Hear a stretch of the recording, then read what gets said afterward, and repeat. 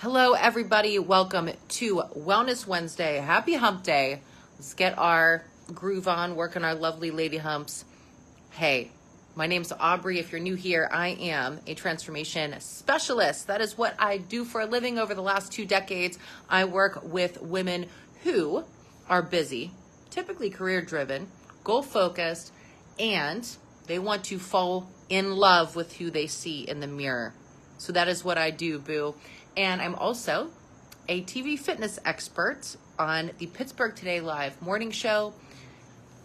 Last but not least, I am an OCB Bikini Pro. The reason why I tell you that last piece is that in less than 3.5 weeks, I'm training for my second Yorton Cup. And I'll tell you what, it is pretty interesting. But we'll talk about that later. I want to give you guys some value today. That is my point, my purpose of showing up to these Wellness Wednesday chats. I want to give you 2 things today that are going to move your needle to the direction that you want to go. And these 2 things come from the inspiring book called The Subtle Art of Not Giving a F-U-C-K. The Subtle Art of Not Giving an F-U-C-K. In case there's kids in the room, I'm not going to say the F word, but that book is by Mark Manson, and I read it a couple years ago, and I saved some notes on my phone. This morning I was listening to it, and with my one-on-one clients, we kind of talked about this. There's 2 things about the subtle art of not giving an F. So today, this is what I want you to think about. We're going to think about how to not give an F with food and how to not give an F about fitness. Let's first talk about food. So let's say right now you are challenged with temptation or food kryptonites. You are challenged with your relationship with food. Like you feel like you start a diet and then you stop, or maybe you're like, there's some crunchy stuff around you and food right now. So today, what you're going to practice, whether it be at the workplace, out in a social setting, you are going to practice the subtle art of saying, no thank you, to at least one of your food kryptonites today. Just one thing. And that could be that you're saying no thank you to yourself. That you're going through that drive-thru at Starbucks. You know how I feel about that. And if you don't, then I'll tell you later. Or you're going through that drive-thru at Dunkin'. You're going to say, no thank you. And you could talk to yourself in the third person. For example, now, this technique has really, really helped me a lot. But I would be challenged in social settings where, hey, Aubrey, people used to know me as the girl that would eat anything and everything. I was the people pleaser. I would always try the stuff. I'd make sure my plate was clear. I felt like that was how I got people to kind of like me. Isn't that weird? This is, over the years when I was younger. Aubrey's such a good eater. She'll eat it. And I had to build up a muscle. The muscle I had to build up was saying no thanks. Period. End of sentence. Not no thanks, I'm on a diet. No thanks, I'm training for a show. Not no thanks, I am gluten intolerant. No thanks, I don't drink alcohol. It's just no thanks. And then immediately change the subject. Okay? So let's say you're like, but I'm like, I need to say no thank you to myself.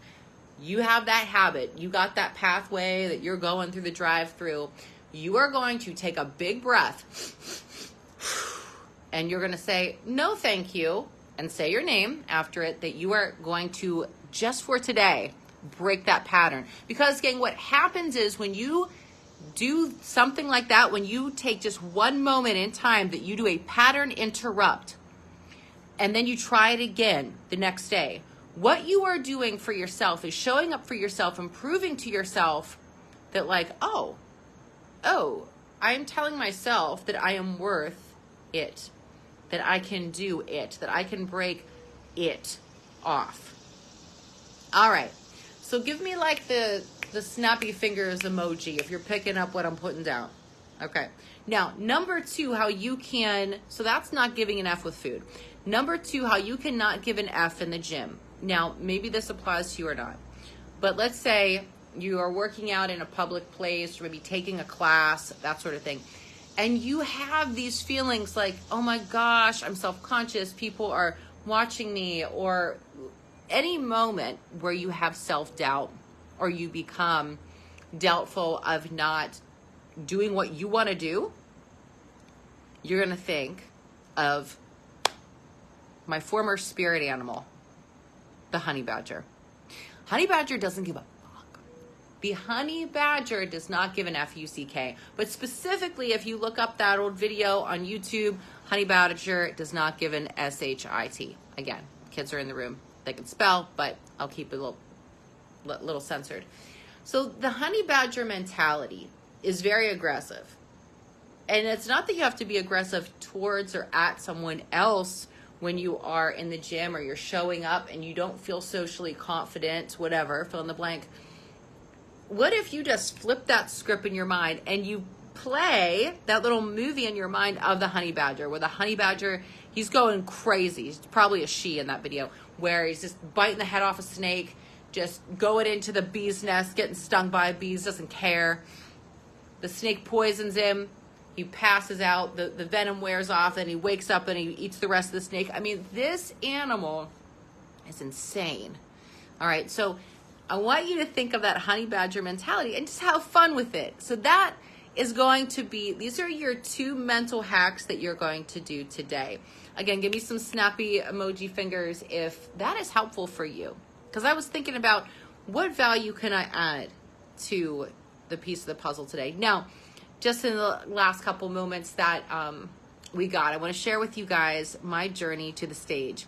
I have been competing in the realm of fitness since 2007, when I was 27 years old. And what I used competitions for was a vehicle. It was a vehicle, first and foremost, to prove myself to myself. And by the way, I didn't even kind of know that that's what I was doing to the depth of what I know what I'm doing now. Okay, so in my late 20s, I was really struggling with an eating disorder. And I used competing in fitness and bikini as that vehicle, that vessel to help me get through my eating disorder, to help me heal my relationship with food, to help me figure out what is going on with me. And so I did that for a couple years, and then I took breaks, and there were some shows that I won. There were some shows that I did terrible at, but I learned from every show. I learned more about myself, but then I also learned about half-assing stuff. Sorry, didn't mean that if the kids are in the room. Or whole-assing it. Big time. So if you're going to mess something up, as the saying goes, you might as well put your whole ass into it instead of half of it. So I want you to think about this. You know, when you set forth on a goal, and you don't know sometimes until you try, because there's been things that I'm like, I'm not going to quit. I signed up for it. No matter what I'm going to do it. And you learn kind of the hard way, where it's like, oh, that's what it feels like to put half the amount of effort into something. All right. So whatever you are set forth on right now, I see some of my Envision clients popping on, some of my studio members as well. I want you to think, all right, when I show up to maybe a class, when I show up doing a program, I am going to put my whole being into this, and I'm going to see what happens. So let me give you this example. Gang, I have trained for an entire year now for this upcoming show. It's called the Yorton Cup. It is now deemed the largest drug-free bodybuilding show apparently in the world, because they're branching out into like Australia. And that's pretty cool. But it's still the 1% of the 1%. It's a huge show, but it's a very small segment of the world population that does stuff like this. So I'm very honored to qualify for this show. And what I have learned about myself over the years of training at this level is that it takes such a commitment to go all in that there's absolutely no distraction that will derail me or derail, let's say, you from that goal. But it has taken me a lifetime of practice. I am definitely not the same Aubrey I was when I first started competing. I was in a different season of life too. It's when I met my husband, we were dating, so it made it a lot harder to stick to a diet, a bodybuilder's lifestyle, because that is a diet. And I thought I could kind of like have some wiggle room. I could get away with stuff. Now the look of a bikini competitor has changed over the years. So when I first started to compete, I definitely look back at my photographs and I'm like, wow, what a different human being I was. It's not that it was bad, it was just different, but it was also very reflective on what I was choosing to put in my mouth. Duh. Now, at the age of 44, so back then I was in my 20s, still competing in my 30s, and I'm with a new organization, competing as a 44-year-old female. I look at this sport so much differently. I never would label myself as a competitive person. I would never kind of put those parameters or boundaries on myself where I was like, yeah, I'm so competitive, right?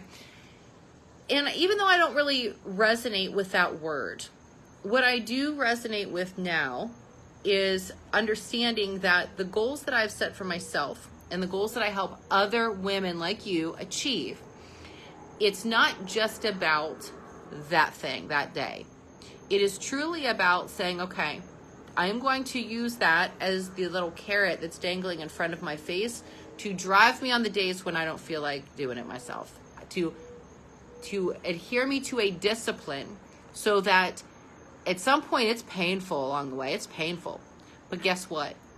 When you lean into that pain point and you surrender to the experience, that's when you transform. And that's what the subtle art of no thank you has gotten me. The subtle art of not giving an F-U-C-K, it has gotten me. It has gotten me to this point in my life where I'm showing up as a different version of me, the version I'm really proud of at this season of my life, because I know it's not going to be forever. But this is the one shot that I got at it. So I am taking you guys along with me on this little journey that's going to be happening because I don't talk about it a lot. And I thought, you know what, maybe some people out there can relate, or you might have a light bulb moment. Not that you want to do a bikini show. It's a matter of recognizing what it is that is going to be your carrot. All right, gang, I've talked enough. Thanks for showing up. I'm going to email out this little chat later for our Wellness Wednesday. That is my goal, is to provide you value. And in case you want to work with me one-on-one, if you are just ready to go all in with a full-blown transformation, please make sure you hit me up in the DMs. Let's get on a free discovery call together. And I look forward to chatting with you soon. Ciao for now, everybody.